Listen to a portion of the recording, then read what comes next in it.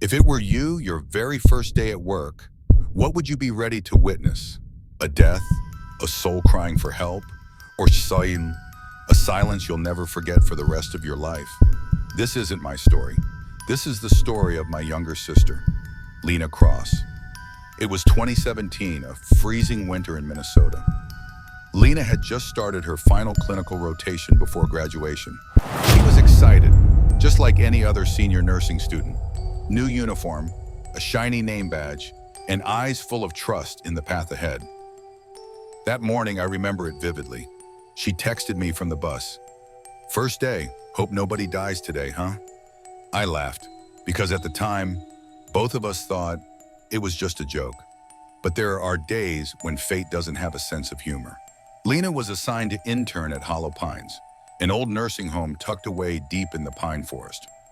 Not too crowded, not too modern, but a place where many students came to learn how to say goodbye to people with compassion. Only, no one told Lena that the first person she would care for would die right in front of her, and the second one would whisper for help before vanishing without a trace.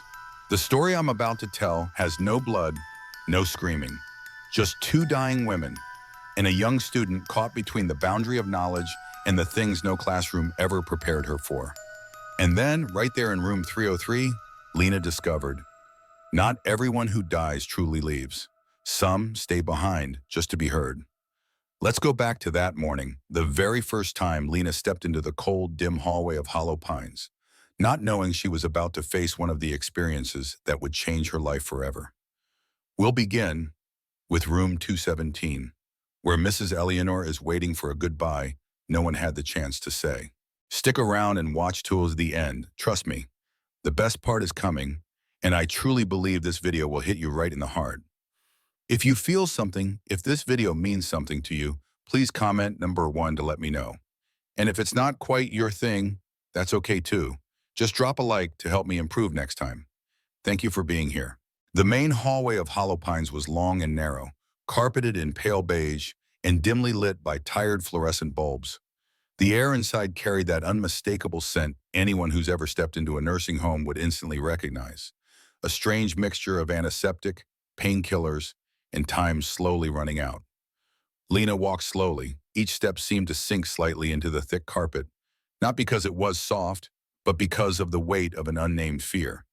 She was assigned to shadow a group of other nursing students under the guidance of a clinical instructor named Miss Randall, a woman known for her strictness, clinical skill, and a demeanor as cold as the stainless steel doors of the sterilization room.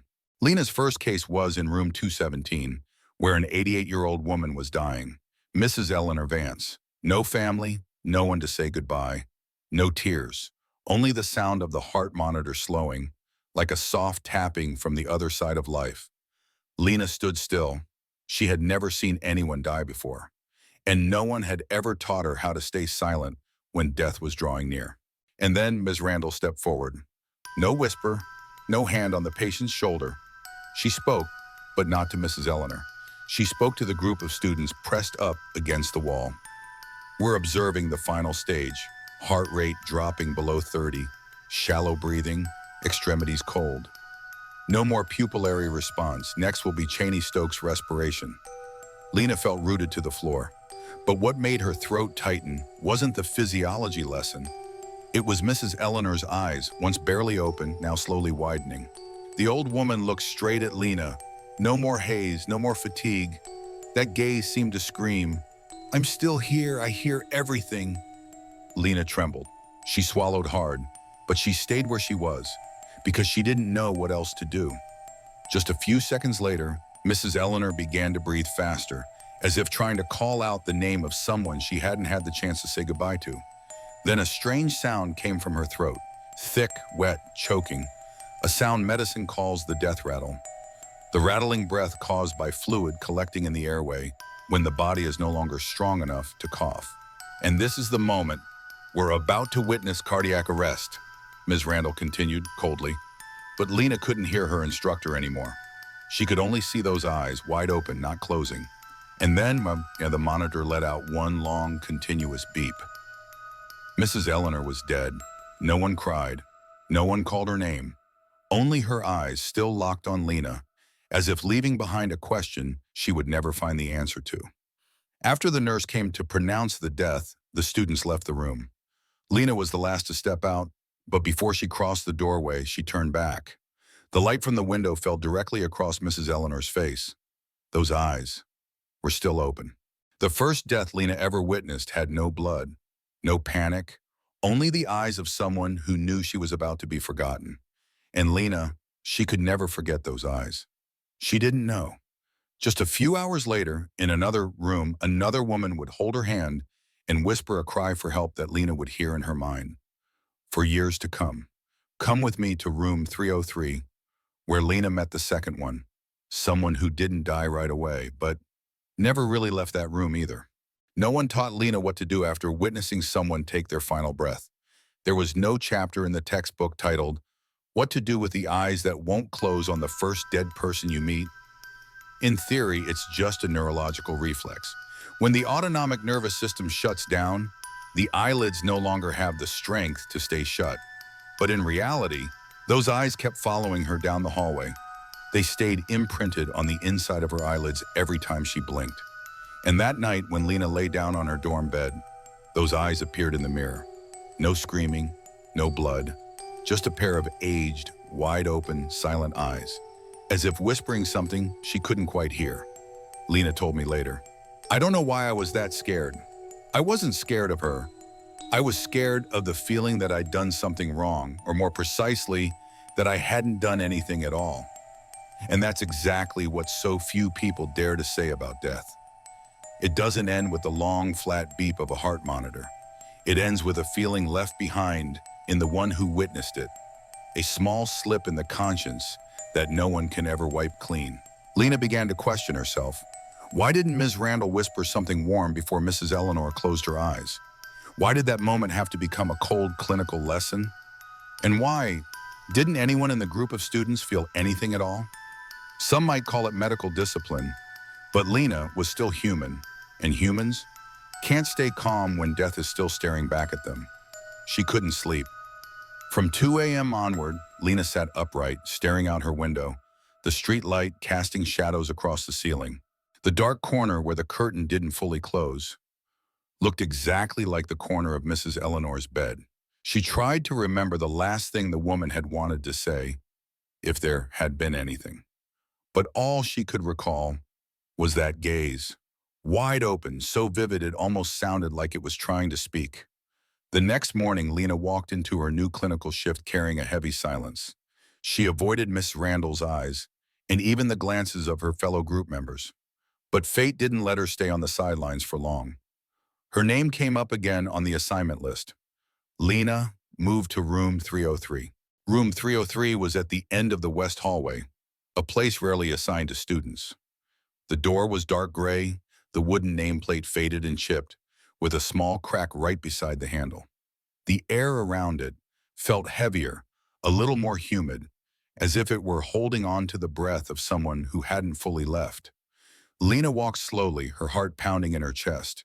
Not out of fear, but because her instincts told her something was waiting behind that door. She knocked lightly, no response. Pushing the door open, she saw an elderly woman lying on her right side, back facing the door, blanket pulled up in her chest, left arm dangling off the edge of the bed. The sign above the bed read, "Belle Marjorie, 87 years old, lung metastasis, final stage." Lena stepped closer. Just as she touched that thin, frail hand to take a pulse, the woman slowly turned and opened her eyes. They weren't dull or vacant like those often seen in the dying. They were eyes that knew exactly what was coming, as if she had been waiting for Lena all along. "Help me," she whispered, very softly but clearly. Lena froze. She tilted her head. "Ma'am, what do you need?"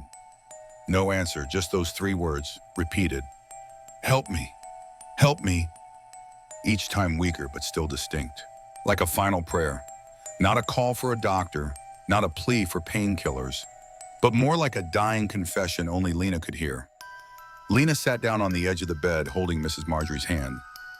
That hand was cold in an unusual way. Not the cold of someone fading, but the cold of early rainwater, the kind that soaks into your bloodstream the moment it touches your skin. She squeezed gently, thinking the woman needed comfort. But the woman didn't let go. On the contrary, she held on tighter, as if Lena was the last thread keeping her tethered to the living world. Lena began to feel slightly short of breath, not because of the patient, but because of the sensation of being pulled under, drawn into something deeper. Mrs. Marjorie's eyes never left hers, unblinking, not panicked, just a gaze sinking slowly into the dark. "Help me," the fifth time. Still the same voice, but this time Lena felt it echo inside her, not from the woman's throat. In that moment, time felt like it stopped. No footsteps in the hallway, no beeping from the monitors, no sound at all, just her whisper and Lena's heartbeat pounding out of rhythm. She stood up, meaning to call the nurse, but Mrs. Marjorie still held her hand, and for the first time she said something longer. "Don't leave me behind." That voice wasn't from someone suffering in her body.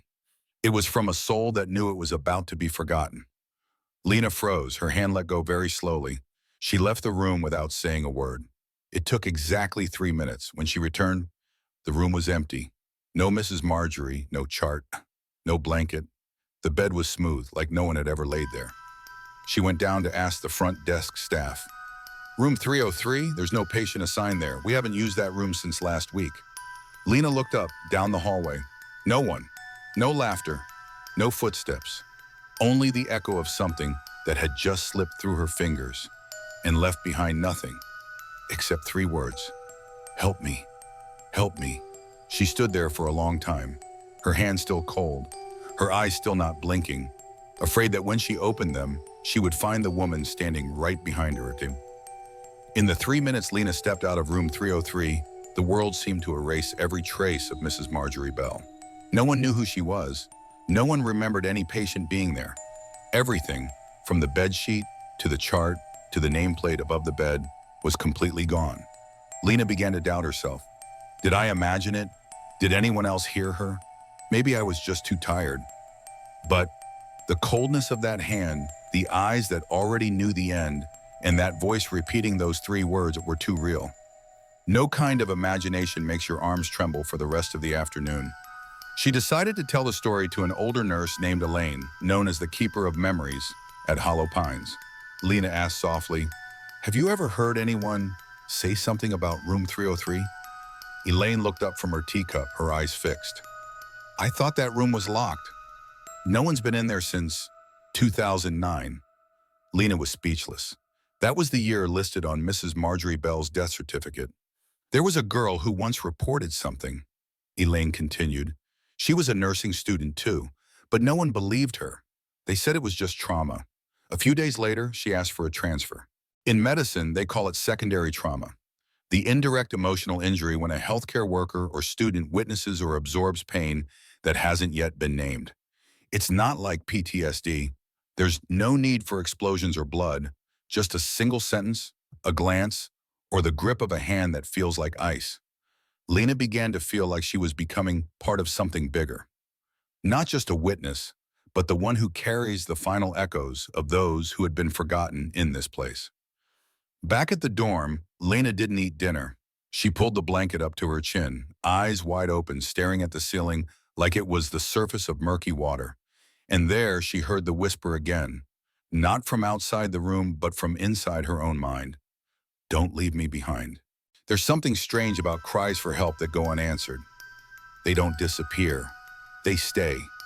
Inside us, in those who once heard, and in the hallways that were never fully lit. The next day, Lena returned to room 303. She opened the door very slowly, her hand resting on the freezing metal handle. Inside, empty. But not empty in the usual way.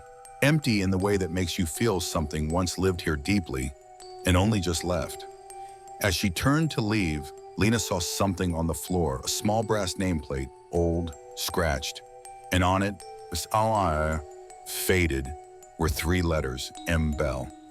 No one believed her when she told the story. No one explained why the nameplate was there. But Lena knew, and from that moment on, she no longer believed that every death was complete. Lena held the nameplate in her hand throughout the entire shift.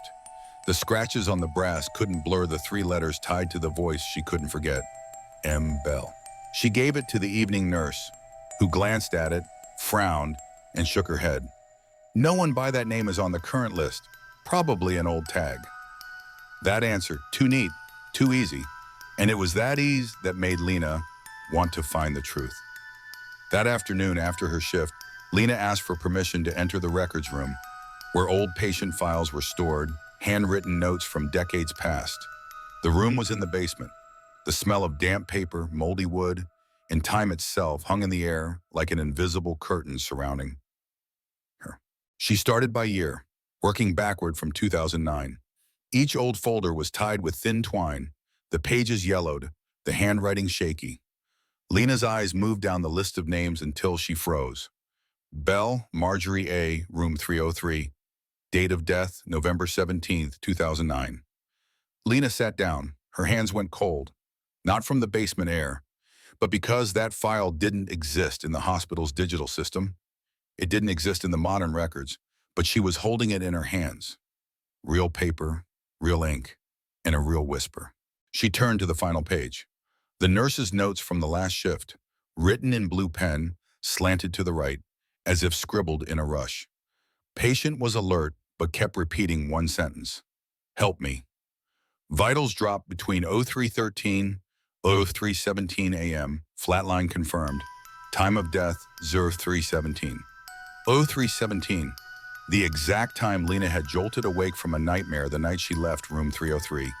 It no longer felt like a coincidence. It was a repetition.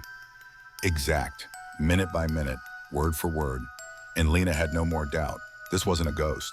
This was a tear in time, left open, unhealed. She dug deeper.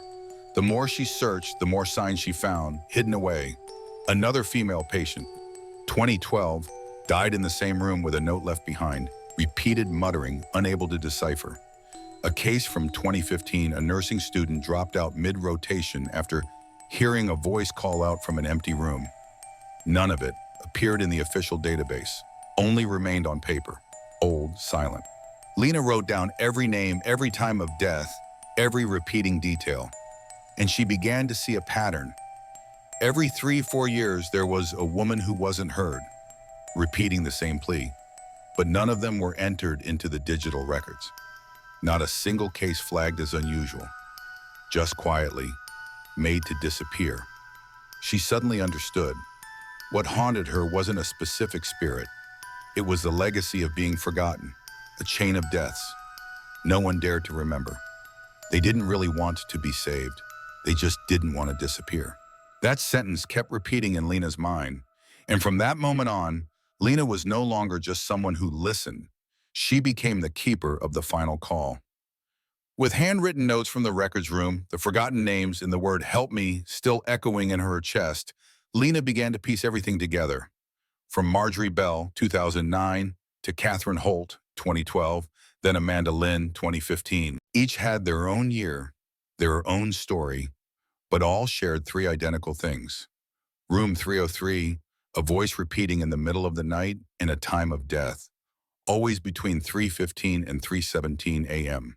She wrote everything down in a small notebook, as if, without doing so, those voices might start to slip from her memory, one syllable at a time. Lena told only one person she trusted, Ms. Elaine, an older nurse who had worked at Hollow Pines since the 1990s. Elaine wasn't surprised. She just stayed quiet, then shared something she had never included in any official report. There was one night I was on shift alone. Room 303 was empty, but the nurse call button kept going off every 3 minutes. I'd go in to check. No one there. But there was always something else. The bed sheet rumpled, exactly where someone used to lie, and the heart monitor lit up, even though no one was hooked in. Elaine said the last part in a near whisper. It's not the dead repeating themselves. It's the things we missed, coming back, asking to be heard. Lena started waking up every morning at 3:17 without an alarm. She didn't hear voices. But in the bathroom mirror, each time she looked at herself, she could feel she wasn't standing alone. No visions, no ghostly phenomena, just the absolute sense that she was carrying something that belonged to someone else. This phenomenon, in psychiatric medicine, is known as deep empathic imprinting. It happens when someone comes too close to another's overwhelming fear or despair and unconsciously carries that feeling with them. Lena didn't run, she did the opposite. She began searching for a pattern. She called a former student named Danielle, who had dropped out mid-program in 2016 after a clinical rotation at Hollow Pines. Danielle interrupted the moment she heard room 303. "I heard someone whisper behind me, but there was no one in the room. I didn't dare turn around." I think once you've heard it, you're forever the one who carries that voice. 3 people, 3 generations of students, 1 room and 1 message. Repeating, not fading with time. Lena wrote in her notebook, "Repetition is how lonely souls try to keep their memories from vanishing. Not to be saved, but to be remembered." And then she made a decision, something no nursing student had done before or dared to do alone. Lena would return to room 303 at 3:17 a.m., not to challenge it, not to convince anyone else, but simply to listen, fully, one last time. Lena had planned to record that night, but at the last minute she left her phone outside the door.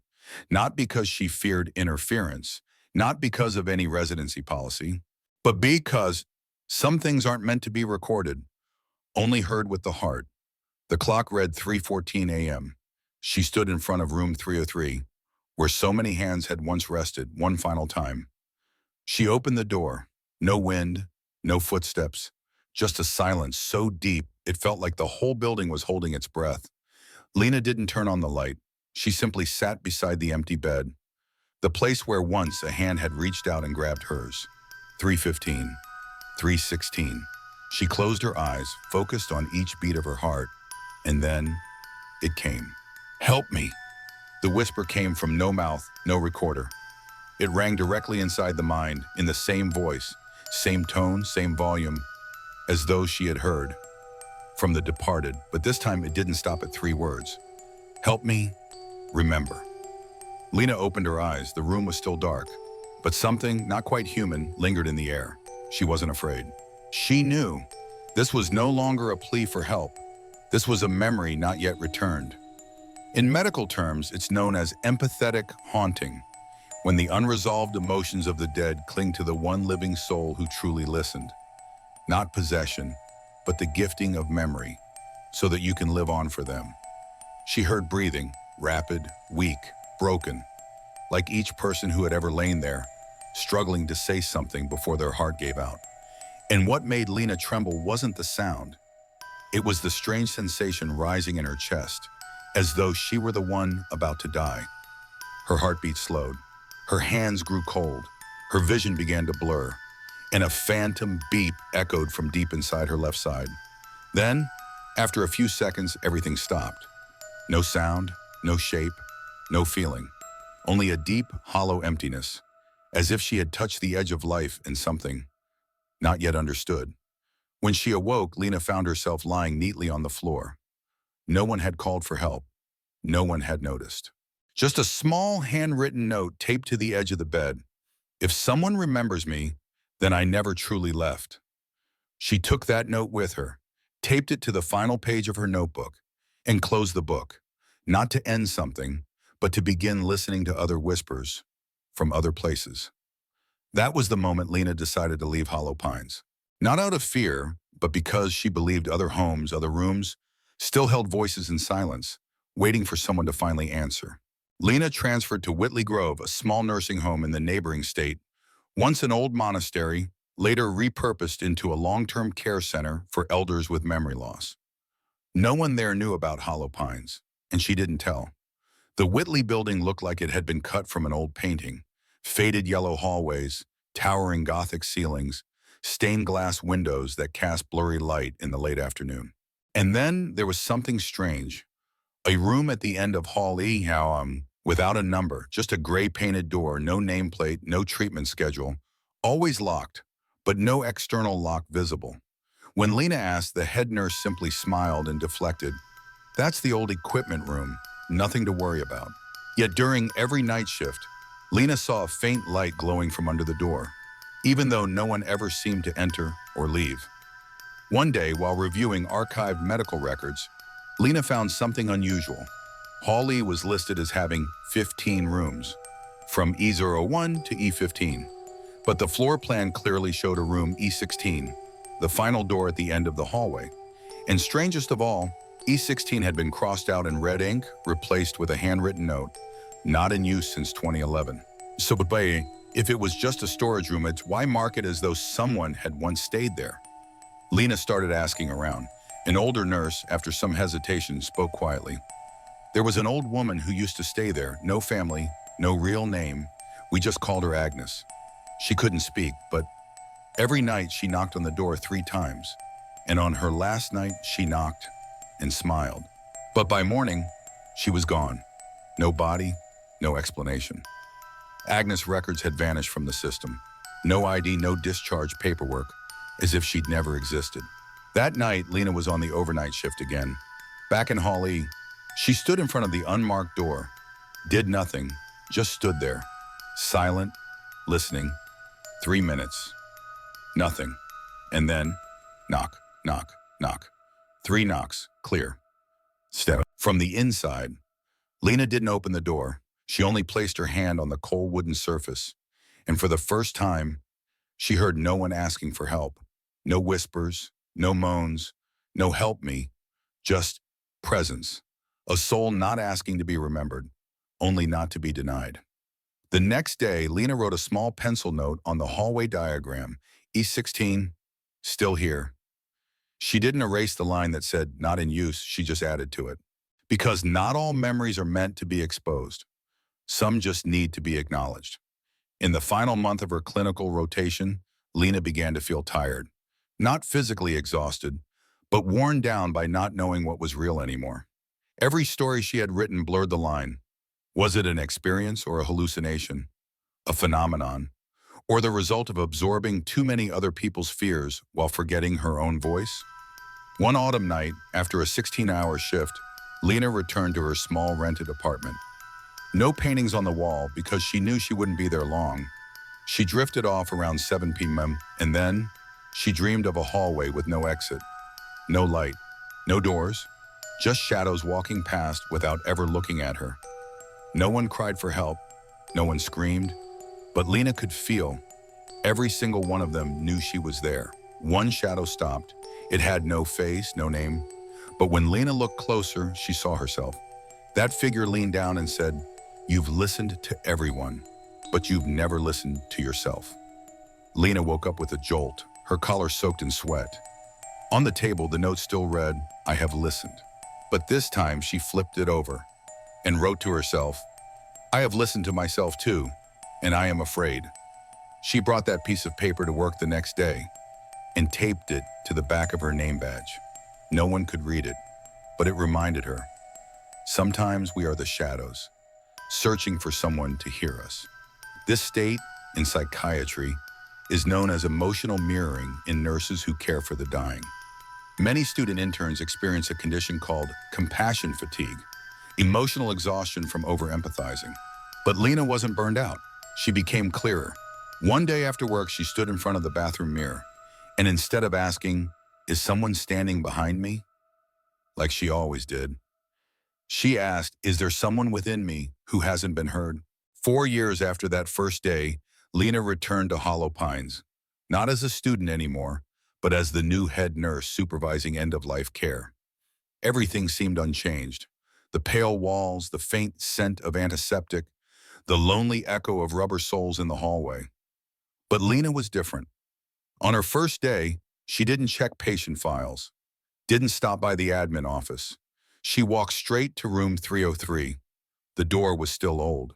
The nameplate still faded. And still, no one inside. She opened the door. Afternoon light filtered through the window. The bed was empty. No sound, no chill, no help me. Just a room that had grown older, along with her memories. Lena sat in the same cold metal chair she once despised. This time she accepted the cold. And then, gently, a breeze passed through, from nowhere specific, but carrying a familiar scent. Like the morning she first arrived here. Fresh laundry, peppermint tea, stillness. And after all these years, she finally heard what she never expected. Thank you. A whisper.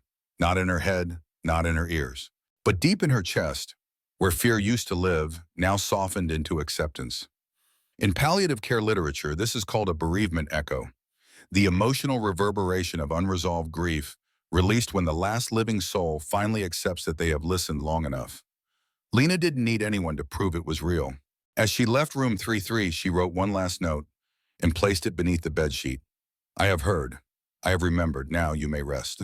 That night, she didn't dream of hallways, didn't dream of whispers. She only saw a bright room where a woman no longer looked at Lena. Some deaths leave questions, some deaths leave voices, but some just need someone willing to sit down and listen. If you've ever lost someone in silence, if you've ever stood in a room where no one answers anymore, believe this, someone, somewhere, has once heard just like you.